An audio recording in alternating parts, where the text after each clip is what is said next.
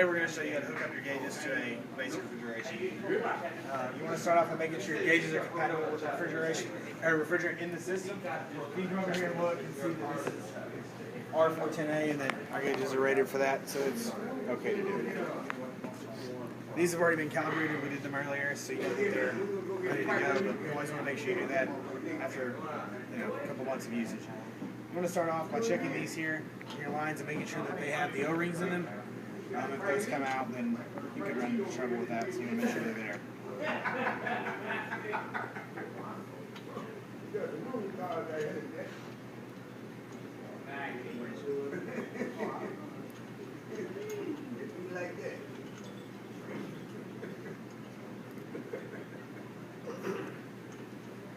And you move to these here, and on these you want to make sure the Schrader pusher is also there, as well as the O-ring. That's the little right there.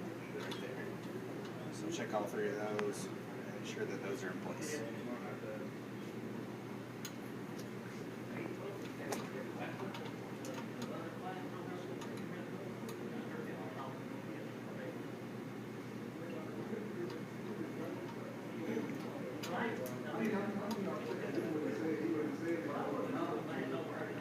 After that, you want to make sure that both of these here on the manifold side, righty-tighty, righty-tighty. Make sure both of those are locked into place there. And at that point, you're going to want to take and hook up your high side while the system is off.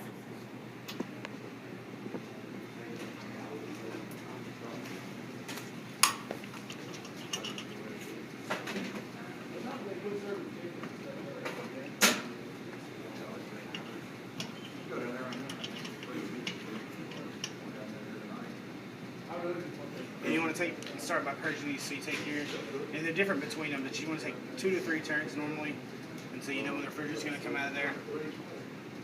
And as soon as you hear it,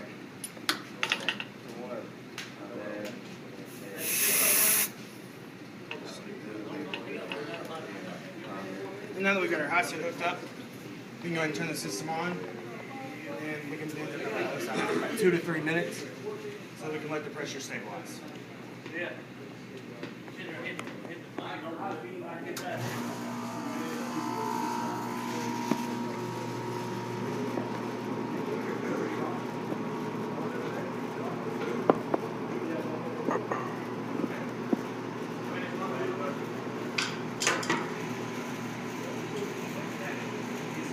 And today we have a few others that are helping out. We have Josh, Nick, Jason, Rodney, and as you met, Jake,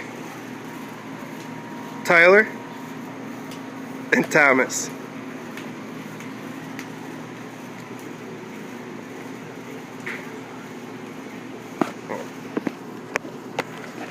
And Gavin.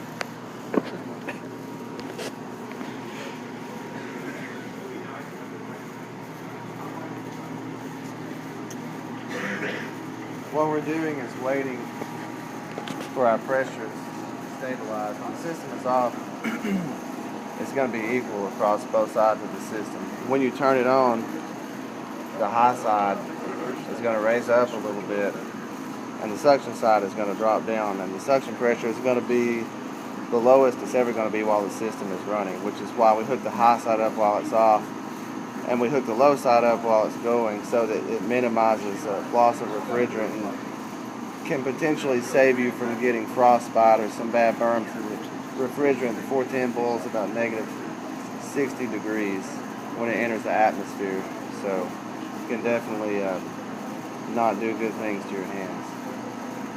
It's probably been a couple of minutes, so we're going to go ahead and hook up our suction side. After you wait around 2 or 3 minutes, you want to go ahead and hook up your low side here. So do the same thing. You want to crack this 2 to 3 turns, depending on your gauges.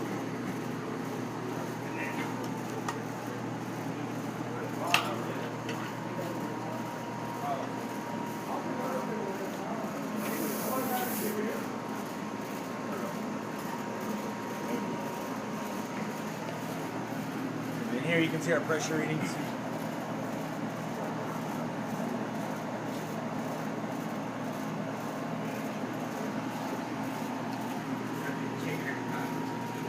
That's about it for hooking the gauges up to the system.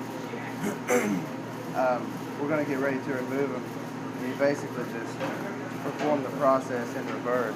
The exception being we're going to shut our high side ball valve on the red hose, and that isolates our gauge set from feeder back to the rest of the system, so it keeps any more refrigerant from coming in. Then he's going to crack the hose on the back side of the yellow one and purge it just like we did when we hooked them up. That just does the same thing, prevents any contaminants or moisture, air, or whatever from getting into refrigerant and contaminating it.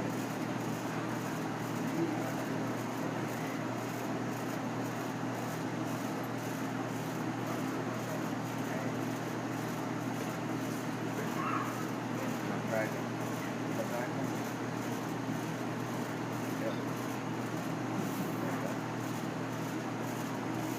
That's all there is to it. And then he's going to open the high side manifold all the way up.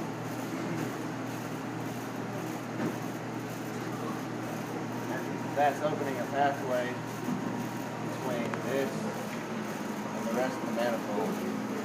After that, he's going to open up the low side all the way, and what it's going to do is pull all the refrigerant from this point and shut off the rest of the system all the way through your red hose, through the manifold, any refrigerant that's left in here, through the blue hose and dump it back into the suction line. If you'll show the gauges here, you can see that the high side is dropped down and it's sitting roughly 125. You can see the suction side is the same thing. So it's equalized, and that's how you know that you've gotten as much refrigerant as you can possibly get out of the hoses and the manifold set and put it back into the system. You're still going to have a little bit, but it saves refrigerant. So now you're going to turn the system on. You can go ahead and shut your manifold, and then we're going to shut the ball valve and disconnect the low side while the unit is still running. And it's the same principle applies. It's to save your refrigerant loss and save your hands as well. You always want to make sure you tighten these back down so before you disconnect.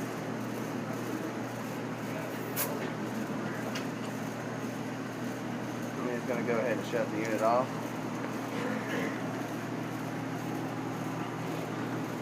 We're going to give it another couple of minutes for our pressure to kind of equal out. And then we'll disconnect the hot side. This is about the third video we've made here.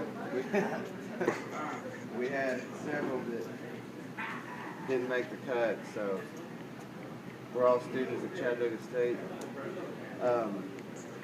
Kind of taking turns, hooking the gauges up, making videos, and it helps us to learn, and hopefully it'll help you guys to learn a little bit too. We're all still in the learning process here, so. Once again, we're working as a team. There's Josh, Nick, Jake. Way back there is Jason, who doesn't like participation. He's camera shy. Rodney, Thomas, and Tyler.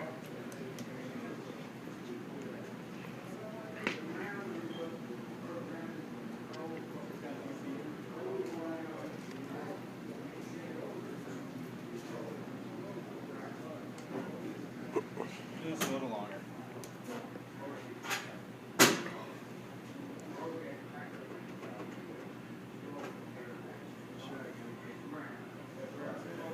After about 2 minutes, you can go ahead and disconnect your outside.